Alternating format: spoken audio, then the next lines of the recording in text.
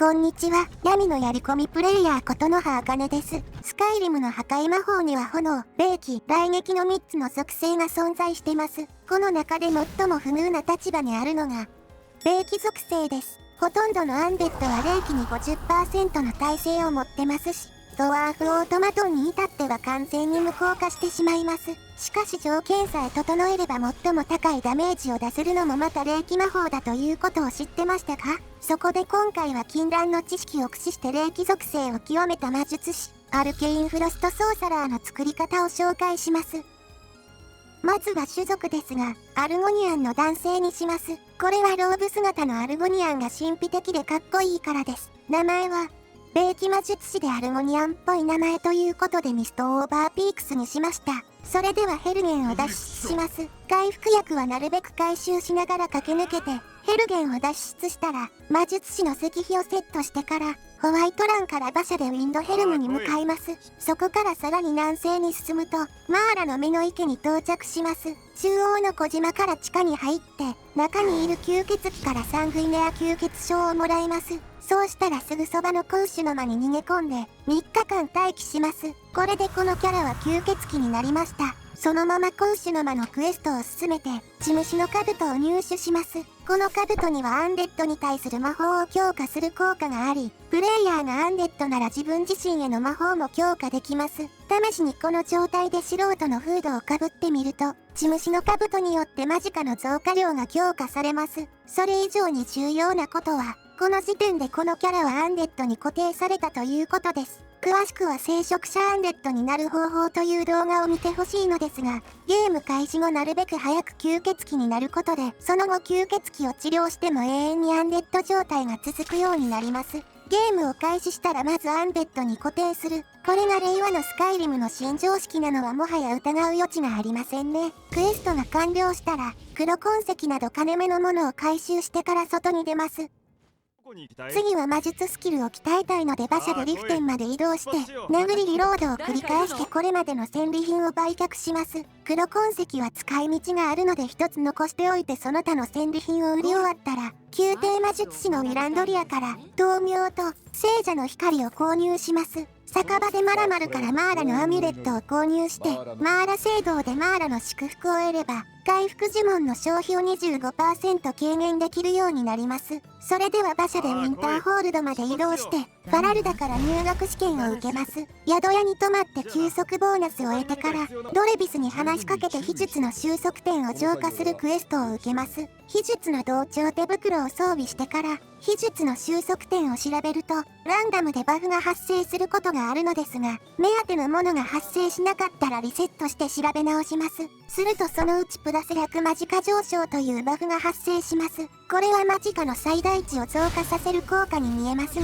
実際にはものすごい勢いでマジカが回復し続けます。これが発生したら素人のフードをかぶってからミッテンに入ってドラウグルに聖者の光を当てて回復スキルを鍛えます。回復スキルが40まで上がったらコレットから聖者の息吹を購入して今度は聖者の息吹を当てて回復スキルを鍛えます。というわけで回復スキルを70まで上げました。次はソリチュードに移動して門の前まで着いたら崖の上めがけて豆苗を打ち込みます。するとなぜかものすごい勢いで編成スキルが上昇していきます。あまりにも早すぎて表記が追いつかないのである程度打ち込んだらスキルレベルを確認します。ステータスの上昇は全て体力に振り分けて編成スキルを見てみるとすでに100まで上がってました。それでは回復パークの聖職者を取得してから編成パークの精霊を取得します。次は破壊スキルを鍛えたいのでウィンターホールドから西に進んでホブのフォール洞窟へ向かいます。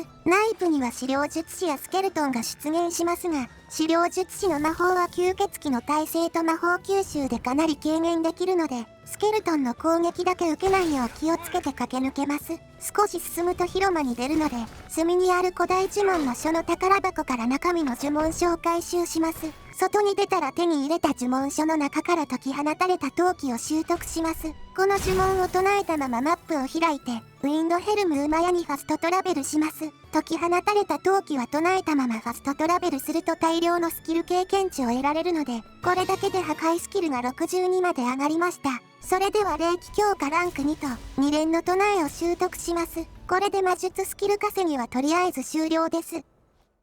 次は吸血鬼を直したいので、鍛冶屋で適当な根膜の不樹武を購入して、黒痕石に魂を捉えます。モーサルでファリオンに黒痕石を渡して、儀式場で吸血鬼を治療します。本来ならこれで聖職者や血虫の兜による強化は受けられなくなるはずですが、試しに素人のフードを付け直してみます。すると、吸血鬼は治ったはずなのに聖職者によってマジカの増加量が強化されてます。これが序盤でこのキャラをアンデッドに固定した効果です。吸血鬼のデメリットなしで恩恵だけを受けられるわけですから、これは常識になるのも納得の強力なテクニックですね。次は移動手段が欲しいので、アルケイナウムでカウンターの上のメモを読んで、伝説の生物のクエストを開始します。リフテンの東で一角獣を捕まえるクエストで、しばらく乗り続けていれば自分の馬として飼いならせます。そうしたら攻守の間から南東に進んで、精霊の石碑へ向かいます。この石碑には魔法吸収率プラス 50% の効果があり、精霊のパークと合わせて聖職者で強化すれば魔法吸収率を 100% にできます。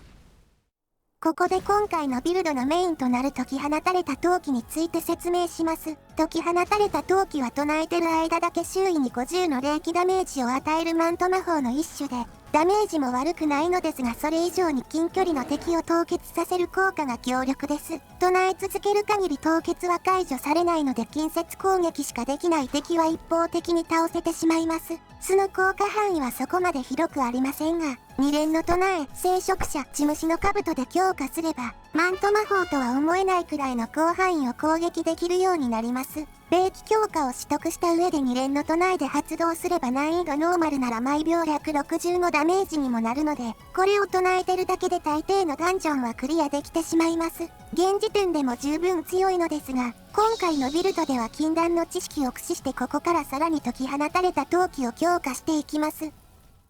とりあえずまずは破壊呪文の消費軽減装備を集めます。マルカルスの宿屋でハーツ墓地走行を呼んで、ハーツ墓地のクエストを開始したら、マルカルス南東に出現する亡霊の後を追って、騎士の墓地付近でフォースウォーンとの戦闘になります。魔術師タイプのフォースウォーンのそばで一瞬だけ解き放たれた陶器を発動して、起き上がりモーション中にインベントリからフォースウォーンの呪術師のメモを読めば、別に倒さなくてもクエストを進められます。カーススパイアーで汚れた奇妙な心臓を回収したら、そのまま墓に戻すか祠で浄化するか選べるのですが、今回は墓に戻すルートを選びます。するとサイモン・ロダインと戦闘になるのですが、亡霊系の敵は霊気に完全耐性を持ってるので解き放たれた陶器ではダメージを与えられません。というわけで近くの多くの集落まで誘導して多くの皆さんに倒してもらいます。その後墓を調べればマキシの黒炭鎧一式が手に入ります。特に重要なのがマキシの黒炭のコテで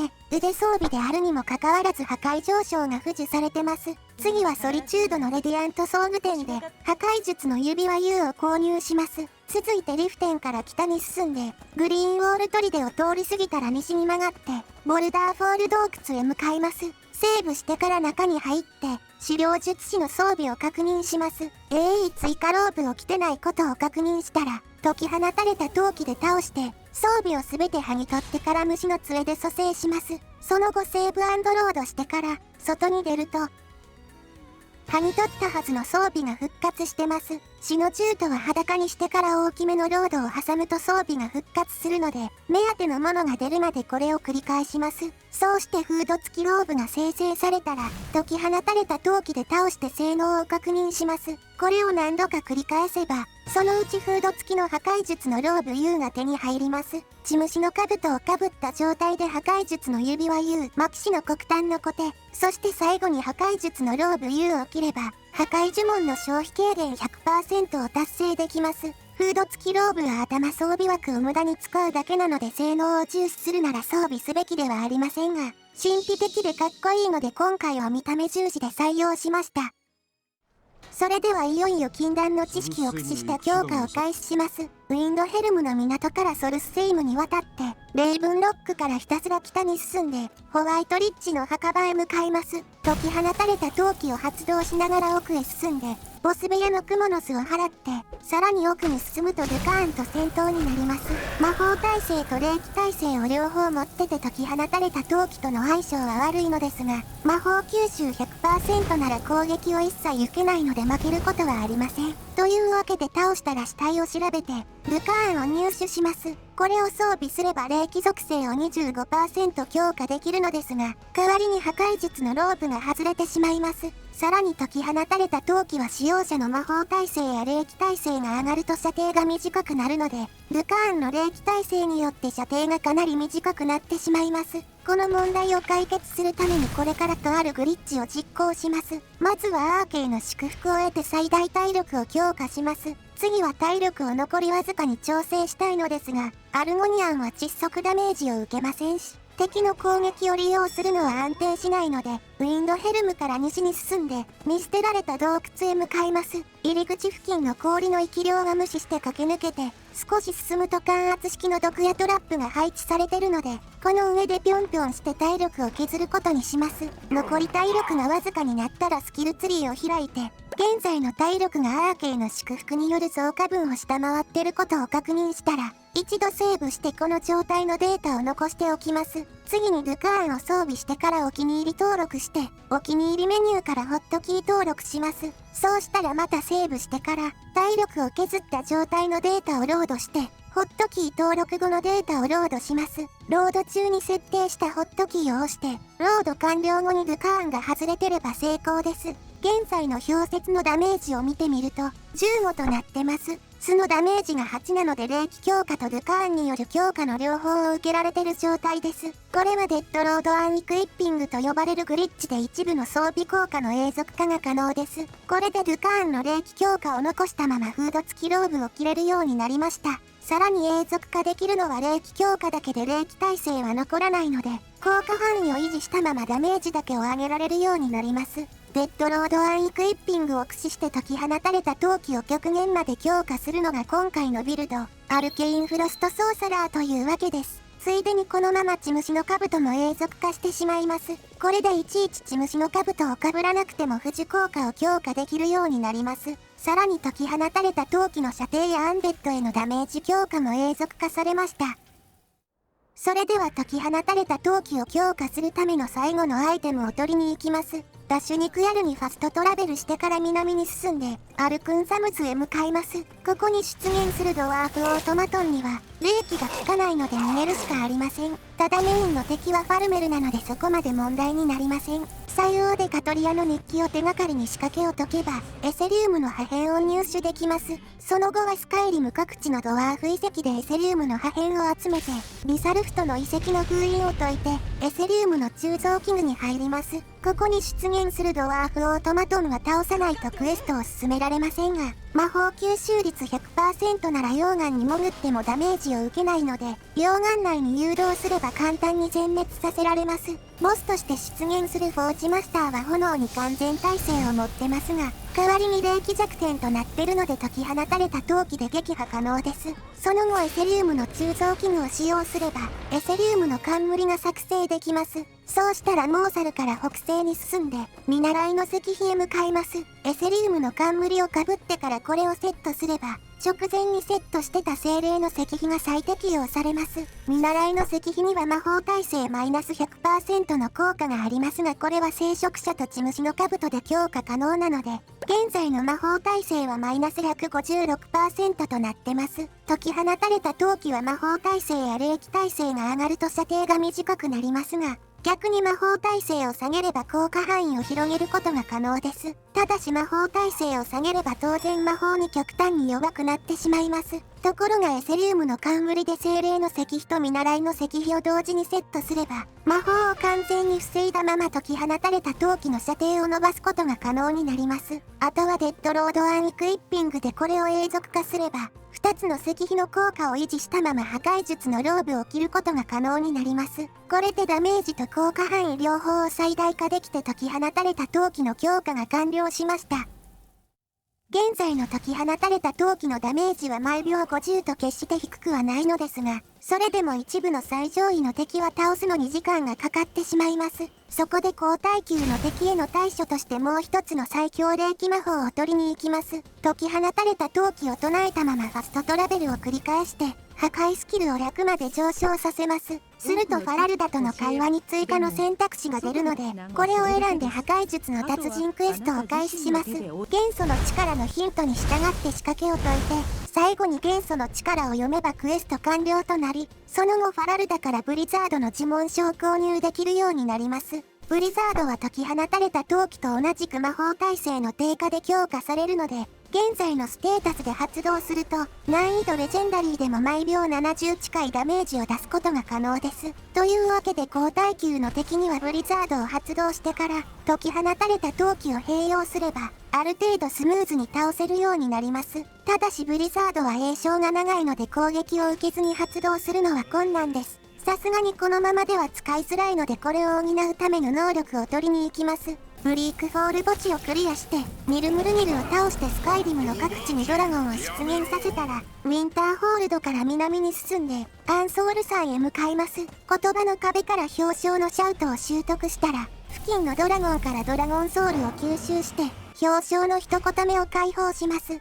このシャウトは対象を15秒間凍結させる効果があるので、これを当ててからブリザードを詠唱すれば起き上がる前に確実に発動可能です。ただこのままではクールタイムが長すぎて使いづらいので、マルカルスのオンドレマールからクエストを受けて、オグマンドの家に侵入して、宝箱からオグマンドのタロスのアミュレットを入手します。これとタロスの祝福を合わせれば、表彰一言目のクールタイムは23秒まで縮まります。これでもまだ長いフーペスがブリザードの詠唱時間を稼ぐだけならこれで十分です。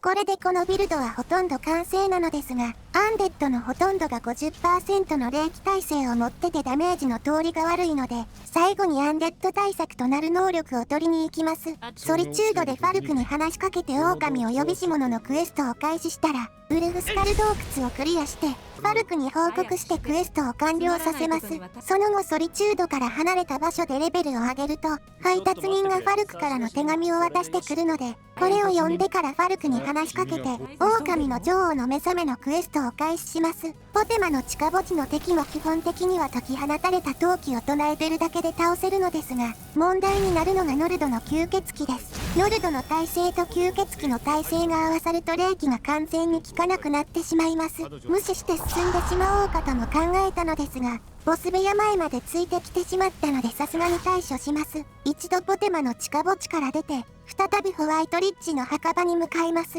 出口側から入ってすぐの檻の中に浸透室という装置があるので、ここにサファイアと白スパイダーの傷んだ卵嚢を投入して、エクスプローティングフロストスパイダーを作成します。これは地面に設置するタイプのスパイダーで、敵が接近すると爆発して周囲に霊気ダメージを与えます。そしてこのスパイダーはなんと、霊気に完全耐性を持つ敵にもダメージを与えられます。正直言って霊気が効かない敵には別の魔法を使った方が楽ですが、やはり今回は霊気魔法にこだわりたいのでギリギリ霊気魔法と言えなくもないこのスパイダーを使うことにします。ただし今のままでは数が足りないので従者を使って増殖させます。ホワイトランの門の前にスパイダーを落として、従者に指示を出して拾わせて、外に出てから中に戻ると、なぜか拾わせたはずのスパイダーがまた落ちてます。これを繰り返せばいくらでも増殖できるので、とりあえず100個ほど増やしておきました。それでは改めてポテマの地下墓地へ向かいます。先ほどは手も足も出なかったノルドの吸血鬼ですが、エクスプローティングフロストスパイダーを使えばダメージを与えることが可能です。というわけで無事に霊気魔法でノルドの吸血鬼を倒せました。それではさようでドラウグルの集団と戦います。基本的には解き放たれた闘気を唱えてるだけで勝てるのですが、近くに敵がいない時はブリザードを使って時間短縮していきます。そうしてドラウグルを全滅させたらポテマの頭蓋骨を回収して、狼の女王の目覚めを完了させます。その後配達人が手紙を渡してくるので、これを読んで眠れる狼を起こすなのクエストを開始します。ソリチュードの東で資料術師を倒すクエストで、死体から骨のトーテムを回収して、檻の中のボーンウルフに渡せばクエスト完了となり、その後会話から一緒に来てほしいを選ぶとボーンウルフの復讐を得られます。これはアンデッドに対するダメージを 25% 強化する効果で、聖職者、地虫の兜、ボーンウルフの復讐を揃えることで、アンデッドに対する魔法ダメージを 1.95 倍にすることができ、耐性なしの敵とほとんど遜色ないダメージを与えられるようになります。ちなみにここで待てを選んで待機させてもボーンウルフの復讐は残り続けるので、邪魔になるようなら無理に連れ歩く必要はありません。これでアルケインフロストソーサラーが完成しました。解き放たれた闘気による広範囲攻撃、ブリザードによる高火力攻撃、そして霊気耐性持ちにはエクスプローティングフロストスパイダーと、一部の隙もない完璧なビルドが出来上がりましたね。言うほど好きないか。ここでこのビルドを使う上での注意点をお伝えしておきます。解き放たれた闘気で凍結させた敵は魔法耐性プラス 99% の補正を得るのですが、この際魔法耐性が 100% を超えるとダメージが全く通らなくなってしまいます。なので元から魔法耐性を持つ敵には凍結させたままダメージを与えることができません。そういう場合は小刻みに解き放たれた闘気を発動すれば、行動も防げますしちゃんとダメージも与えられます。またブリザードを発動してから解き放たれた闘気で凍結させると、ブリザードのダメージが凍結による魔法耐性で軽減されてしまうことがあります。こちらも小刻みに発動すればほぼ防げるので、多少面倒ですが敵を凍結させる場合は小刻みに発動した方が安定してダメージを与えられます。それと本来ブリザードには画面を揺らす効果があります。この動画では画面酔い対策としてモッドで揺れを消してましたが、実際にはかなり揺れるので苦手な人は無理して使わない方がいいと思います。というわけでアルケインフロストソーサラーの作り方の紹介でした。多少扱いが難しいところはありますが、だからこそ戦術がうまくはまった時の爽快感は他にないものがあるので、ぜひあなたもアルケインフロストソーサラーを作って遊んでみてください。といったところで今回の動画はここまでです。良ければいいね、高評価してもらえると励みになります。それではまた次回お会いしましょう。